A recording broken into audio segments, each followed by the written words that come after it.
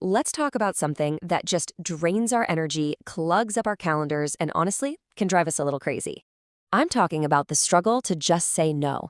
Well, today, we're going to break down exactly why it feels so hard, and more importantly, how you can start reclaiming your time completely guilt-free. You know that feeling, right? Someone asks you for a favor or to take on one more thing, and your brain, your gut, everything inside you is just screaming, no. But what comes out of your mouth is, yeah, sure, no problem. And then that horrible sinking feeling hits you right in the stomach. Ugh.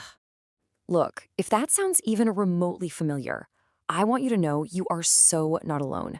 It's a really common psychological trap that a ton of us fall into. But here's the good news. Every single trap has an escape route. And today, we're finding it and we are breaking out for good. So to get out of this yes trap, we've got to understand how it even works. Why on earth do we say yes so often, even when we know it's totally against our own best interests? Let's dig in. Okay, at the heart of all this is a concept called fear-based compliance. It sounds kind of technical, but it's actually really simple. It just means we're saying yes because we're afraid of what happens if we say no. We're not agreeing because we genuinely want to. We're agreeing because we're trying to dodge feeling guilty or avoid an awkward conversation or escape that awful feeling of letting someone down. And this quote just hits the nail on the head. We're human, right? We are fundamentally wired to connect with other people. So that deep, deep need to be liked and that very real fear of being rejected, well, those two things can totally hijack our brains, pushing us to put everyone else's needs way ahead of our own. And here it is. This is the big mindset shift. Most of us think saying no is this negative, hurtful thing, like we're rejecting the person. But what if we just flip that idea on its head? What if saying no isn't about rejection at all? What if it's actually the ultimate act of self-respect? It's you declaring that your time and your energy actually matter. All right, let's get practical. Our very first trick is all about this. You have to unmask the fear. You got to look it right in the eye before you can do anything about it. So, what are we really so scared of? It's all those little stories we tell ourselves, isn't it? Oh, they might get mad at me. They're going to think I'm selfish.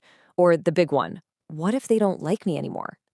Maybe we're afraid we'll miss out on something, or we just can't stand the thought of that awkward, tense silence. So here's what you do. You have to challenge those stories. Ask yourself, seriously, is this fear actually realistic, or is it just a worst-case scenario I've invented in my head? Is your boss really going to fire you because you can't stay late one night? Is your best friend really going to ghost you over one missed brunch? Almost every time, the disaster we imagine is way, way worse than what would actually happen. Okay, on to our second trick, which builds right on top of that last one. See, once you've called out the fear, you need a new story to put in its place. And that's all about reframing your mind. There's this incredibly powerful psychological tool called cognitive reframing.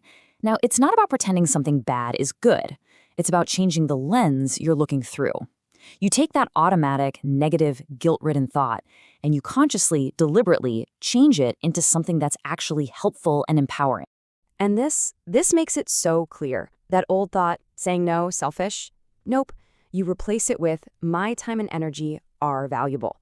That worry about they'll be disappointed, you change it to, I am respecting my own limits. See? It's not just playing with words. This is about fundamentally changing the story you tell yourself. It's a game changer. And that brings us to our third and final trick, which really ties everything together beautifully.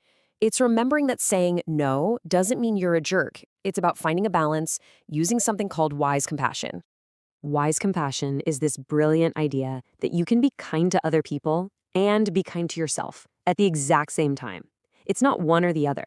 It means you can totally understand why someone is asking for something while also honoring the fact that your own resources, your time, your energy, your sanity, they're not infinite. They deserve protection. So how do you actually do it? It's simple.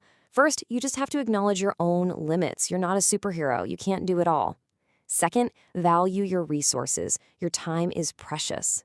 And third, communicate with kindness.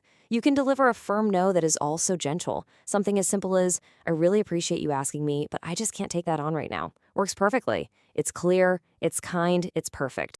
Okay, so let's pull all of these pieces together. You do not have to live in that yes trap for one more day. You now have a clear, actionable plan for your guilt-free no. This is your new toolkit. Seriously, the next time you feel that pressure, that little pang of guilt telling you to say yes, just pause and run through this list. Unmask the fear. What's the real story? Reframe your mind. Turn that guilt into self-respect. And then deliver your answer with wise compassion. And I want you to always remember this. Every single time you say no to something you don't have the time or energy for, you are saying a massive yes to something else. A yes to your own goals, to getting enough rest, to spending time with your family, a yes to your own peace of mind. You're not closing doors, you're just opening the right one. So I'll leave you with this question to think about.